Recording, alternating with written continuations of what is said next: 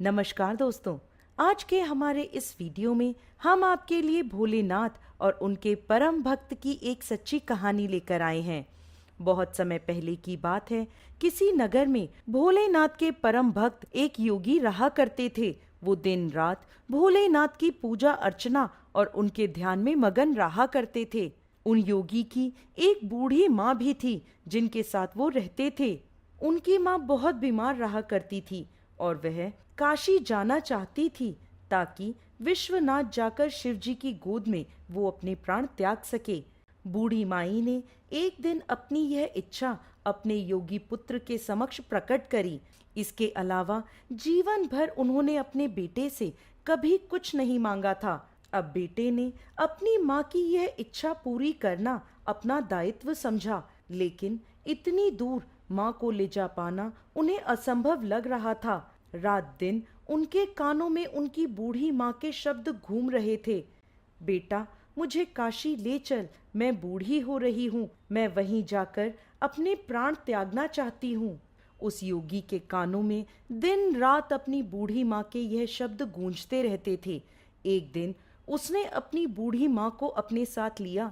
घर में बचा कुचा जो भी खाने को था वो सब लेकर वो अपनी बूढ़ी माँ के साथ जंगलों में होता हुआ काशी की लंबी यात्रा पर निकल पड़ा। वृद्ध होने के कारण उसकी माँ का रास्ते में ही स्वास्थ्य बिगड़ गया, तो उन योगी ने अपनी माँ को अपने कंधों पर उठा लिया। इस प्रकार वो अपनी काशी की यात्रा पर आगे बढ़ते रहे। कुछ समय पश्चात वो भी कमजोर महसूस करने लगे। उनके पास भोलेनाथ से याचना करने के अलावा और कोई चारा नहीं बचा। बूढ़ी माँ को पेड़ के नीचे बिठाकर खुद भी हाथ जोड़कर भोलेनाथ से प्रार्थना करने लगे। हे शिव शंभू, मुझे मेरे इस प्रयास में विफल मत होने देना। मेरी बूढ़ी माँ ने जीवन में पहली बार मुझसे कुछ मांगा है। कृपा कर मुझे इसे पूरा करने का साहस दीजिए। मैं इन्हें काशी ले जाना चाहता हूँ। मेरी माँ काशी सिर्फ आपके लिए ही आना चाहती है। कृपा करके मुझे ताकत दे प्रभु। ऐसा कहते कहते योगी को भी थकानवश नींद आ जाती है। तभी अचानक उनकी नींद खुलती है तो उन्हें घंटी की आवाज सुनाई देती है, जैसे कोई बैलगाड़ी आ रही हो। वो उठकर देखते हैं तो थोड़ी दूर से कुछ धुएं में से एक बैलगाड़ी उन्हें नजर आती है, जिसे एक बैल खींच रहा था। उन्हें थोड़ा अजीब लगा क्योंकि बैलगाड़ी दो बैलों की बजाय सिर्फ एक बैल हाँक रहा है। जंगल के इलाके में ये बैलगाड़ी क्या कर रही है?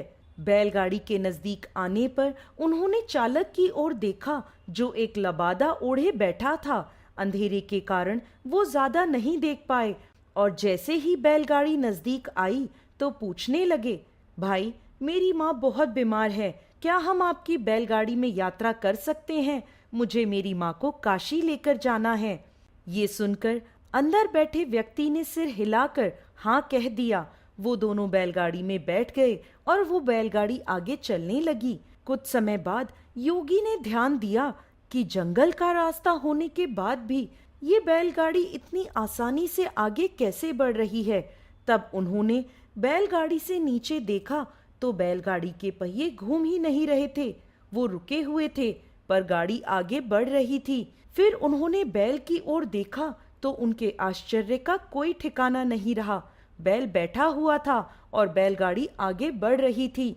तब उन्होंने चालक की ओर देखा और पाया कि वहां सिर्फ लबादा ही था, वहां कोई व्यक्ति नहीं था।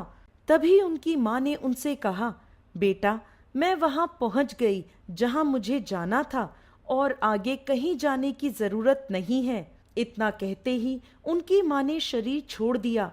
बैल, बैलगाड़ी और चालक सब विलीन हो गए।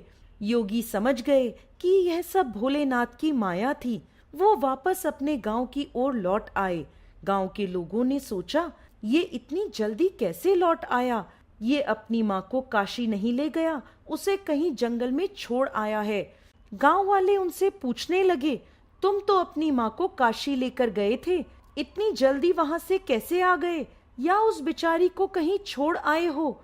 तब योगी ने उत्तर दिया, हमें वहां जाना ही नहीं पड़ा, भोलेनाथ स्वयं मेरी माँ को लेने आ गए। गांव वाले बोले, ये क्या कह रहे हो? तब योगी ने उत्तर दिया, हाँ, मैं सत्य वचन कह रहा हूँ। भोलेनाथ स्वयं मेरी माँ को अपने साथ ले गए हैं। अगर आप मेरी बात माने तो बहुत अच्छा, और ना माने तो आपकी मर्जी। तब गांव वाले बोले, अच्छा ऐसी बात है तो हमें कुछ ऐसा परिमाण दो कि हम तुम्हारी बात को सत्य माने और ये मान लें कि भोलेनाथ स्वयं तुम्हारी माँ को लेने आए थे। तब योगी बोला, मैं नहीं जानता, मैंने उन्हें नहीं देखा, मुझे सिर्फ एक लबादा दिखा। वहां कोई चेहरा नहीं था, वहां कुछ नहीं था, वहां सब खाली था। तभी अचानक सभी ने देखा कि यह बात बताते बताते वो योगी भी अंतर्ध्यान हो गए और सभी गांव वाले भोलेनाथ की जय जयकार करने लगे।